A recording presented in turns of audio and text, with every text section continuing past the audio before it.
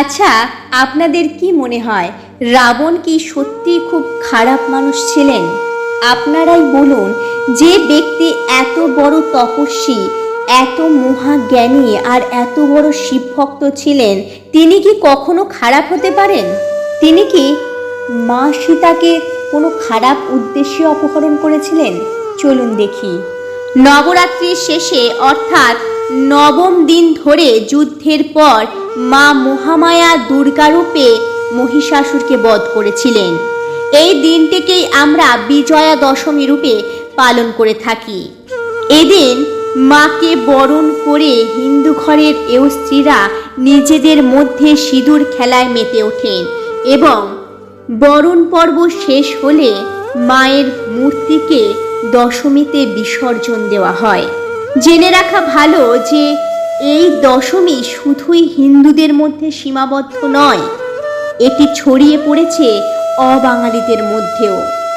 আমরা যখন দশমী উৎসবে মেতে উঠি, ঠিক তখনই অবাঙালিরা মেতে ওঠেন দশেরা উৎসবে। তারা এই উৎসব খুব ধুমধাম করে সেলিব্রেট করেন। দশমী বা দশেরা হিন্দুদের এক উৎসব, যা আশ্বিন মাসের শুক্লাপক্ষে দশমী তিথিতে পালন করা হয়। ভগবান রাম এই দিনে রাবণকে বধ করেছিলেন। আজকের বিষয় হল দশেরা, রাবণ এবং রামের কথা। আসলে এটি একটি প্রতীক মানা হয়, অশুভ শক্তিকে হারিয়ে শুভ শক্তির জয়ের প্রতীক। কিন্তু আফসোসের কথা হলো, আমাদের মধ্যে অনেকেই জানেন না যে দশেরার মানে কি আর কেনই বা এই দশেরা পালন করা হয়। আমরা আমাদের নতুন প্রজন্মদেরও এর ভুল মানে বলে থাকি। আমরা শুধু এটুকুই জানি যে এই দিন প্রভু রাম রাবণকে বধ করেছিলেন আর মা সীতাকে রাবণের বন্দিদশা থেকে মুক্ত করেছিলেন। আর শুধু এর জন্যই আমরা রাবণকে একজন খারাপ মানুষের চোখে দেখি না। আজ পর্যন্ত পুরো পৃথিবীতে রাবণের মতন কোনো জ্ঞানী পণ্ডিত ব্যক্তি জন্মায়নি। ওনার মতন মহাজ্ঞানী ব্যক্তি কেউ ছিলেন না, বর্তমানেও কেউ নেই। কেবল রাবণই একমাত্র সেই ব্যক্তি ছিলেন যিনি শিবের মহান ভক্তরূপে প্রসিদ্ধ। আমরা যদি শিব ভক্তদের নাম ধরি, তাহলে রাবণের নাম সবার ওপরে থাকে। রাবণ এমন কঠোর তপস্বী ছিলেন, তার তপস্যাকে কোনোভাবেই এড়ানো সম্ভব হতো না দেবতাদের। উনি একজন মহান তপস্বী ছিলেন। রাবণের মায়ের নাম কেকশী এবং বাবার নাম ছিল বিশ্বাবসু। রাবণের কাছে জ্ঞানের মহাভাণ্ডার ছিল, তাই রাবণের মতন মহাজ্ঞানী দ্বিতীয়বার এই পৃথিবীতে জন্মাননি। বেদশাস্ত্র, আয়ুর্বেদ শাস্ত্র এইসবে তিনি ছিলেন মহারথী। যে ব্যক্তি এত বড় তপস্বী, এত জ্ঞানী আর এত বড় শিবভক্ত ছিলেন, তিনি কি কখনো খারাপ হতে পারেন? যদি উনি খারাপও হতেন, তাহলে মা সীতাকে নিয়ে যাওয়ার পর তার সাথে দুষ্কর্ম করতেই পারতেন, কিন্তু তিনি তা করেননি। বরং সসম্মানে মা সীতাকে তার অশোক বটিকায় রেখেছিলেন। কারণ রাবণ ছিলেন মহাজ্ঞানী। তিনি জানতেন যে মা সীতা আর কেউ নন, স্বয়ং লক্ষ্মী। সোনার লঙ্কায় সব কিছু ছিল, শুধু লক্ষ্মী ছিল না, তাই লঙ্কায় চাষবাস হতো না। রাবণ মা সীতাকে লক্ষ্মী স্বরূপে অপহরণ করে নিয়ে গিয়ে রেখেছিলেন লঙ্কায়। আমরা কেবল এটুকুই বুঝতে পারি যতটা আমাদের বোঝার ক্ষমতা আছে। এসব বোঝার জন্য আমাদের অপার জ্ঞানের দরকার, যা আমাদের মধ্যে যথেষ্ট নেই। প্রভু রাম রাবণকে বধ করেননি, আর রাবণের বধ, তার 10 মাথা কেটে ফেলা, এটিও কিন্তু কেবল একটি প্রতীক। আমরা রাবণ প্রসঙ্গে শুধু এটুকুই শুনেছি যে রাবণের 10টি মাথা ছিল, তাই রাবণকে দশানন বলা হতো। যদি রাবণের একটি মাথা কেটে ফেলা হতো, তাহলে দ্বিতীয়বার আপনা আপনি মাথা কাটা জুড়ে যেত। দেখুন, রাবণের 10 মাথা আসলে মানুষের 10 বিকারের প্রতীক। কাম, ক্রোধ, লোভ, মোহ, অহংকার, ঈর্ষা, দেশ, ছল, হাট আর আলস্য। এই 10টি বিকার আমাদের সবার মধ্যেই বর্তমান। 10 বিকার মানে 10 মাথা। এই বিকারগুলিকে এক এক করে বিনাশ করা কখনোই সম্ভব নয়।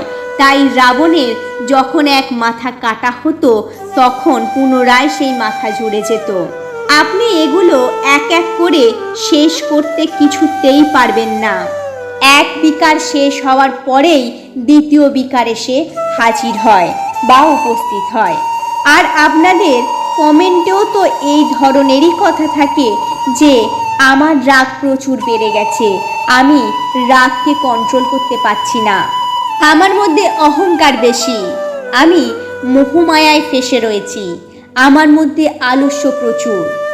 আপনারা এক এক বিকারের কথা বলেন, কারণ এক এক বিকারকে একসাথে খতম করা সম্ভব নয়। তো এই পরিস্থিতিতে প্রভু রাম কি করেছিলেন জানেন?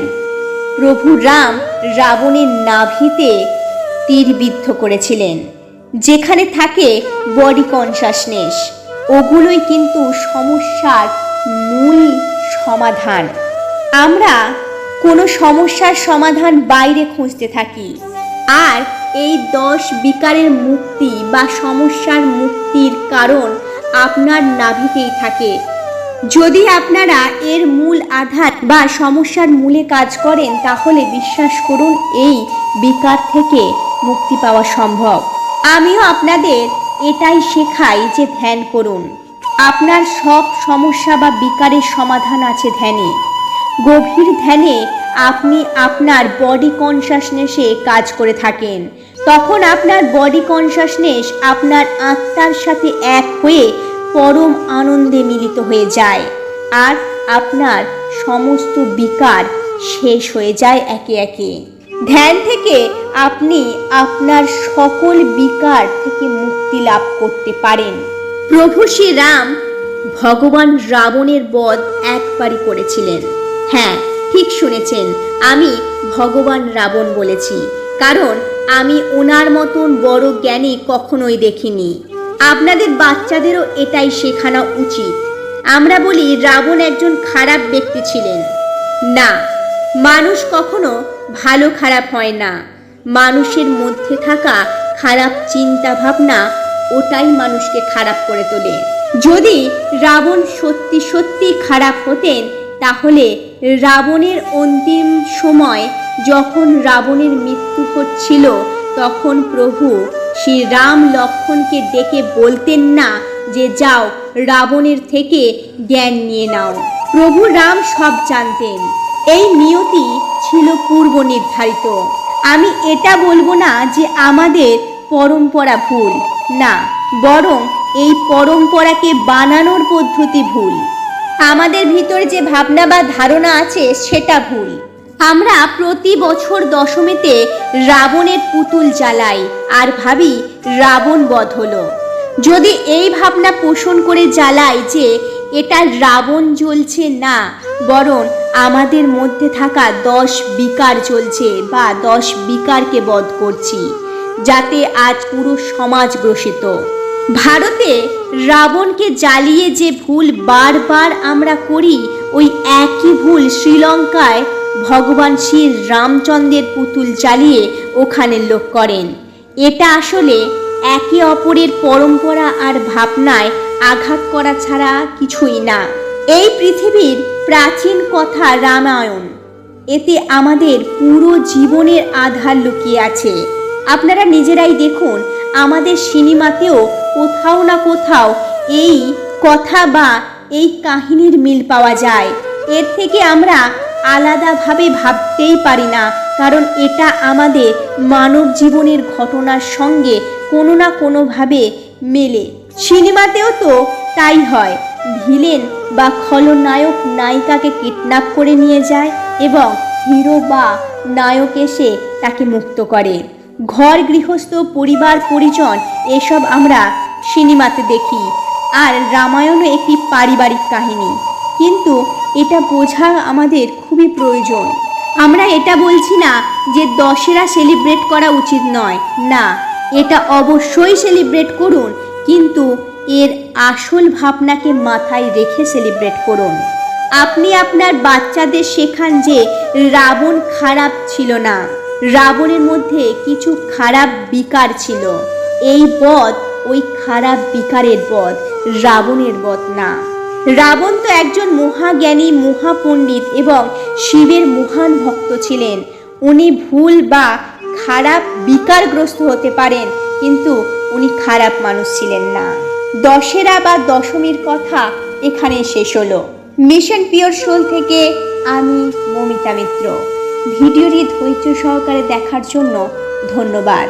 সকলকে দশমীর শুভেচ্ছা রইল। ভিডিওটি ভালো লাগলে লাইক, শেয়ার এবং সাবস্ক্রাইব করতে ভুলবেন না। ফিরছি খুব তাড়াতাড়ি এক অন্য টপিক নিয়ে। ধন্যবাদ।